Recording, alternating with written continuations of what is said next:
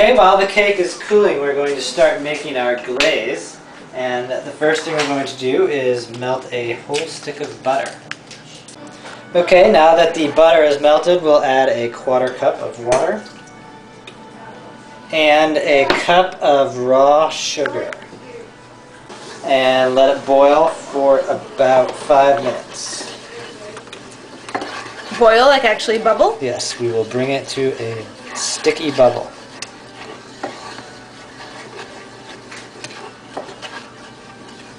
Okay, it is nice and thick now, but don't worry, we're going to thin it out a little bit later. So I'm going to go ahead and take it off the heat, and we'll let this cool down for a while before we add the rum, because if I add the rum now, it's just going to bubble up and overflow, and we're going to lose all of our rum, and that's not good.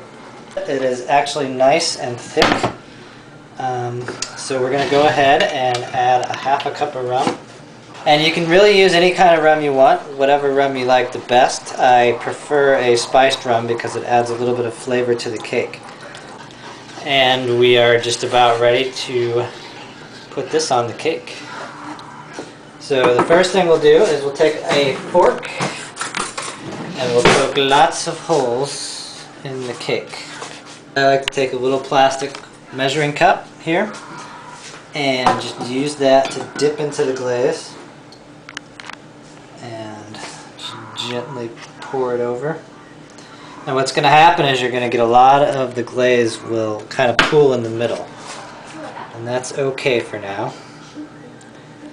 So I like to take just a basting brush and kind of paint the glaze onto the cake.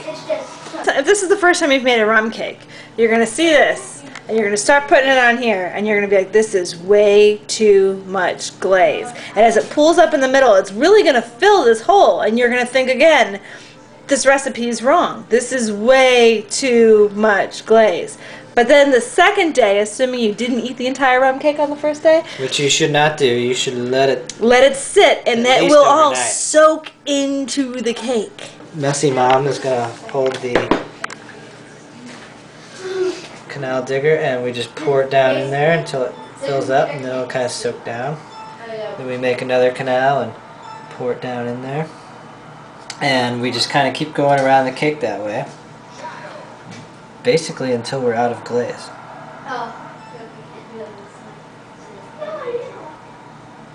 The very first time we made this, which was perhaps 3-4 years ago, we were actually silly enough to spill some of that glaze down the sink, thinking that's way too much glaze. But that is just a waste of some very good glaze. So that's pretty much the end of our glaze. And again, we're just gonna, you can kind of actually patch the holes in the top with the glaze.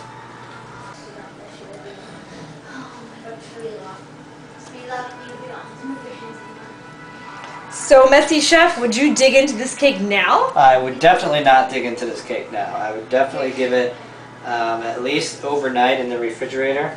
In fact, the longer you let this go, the better this cake is. I'm just going to finish painting the glaze on here, and when I'm done with that, I will put it in the fridge, let it go overnight, and we'll try our first piece tomorrow. So here it is, the final rum cake. As you can see, it's nice and moist on the inside. I'm going to give it a little, don't tell anybody. A little glaze down in there. A lot of it soaked in overnight. Enjoy!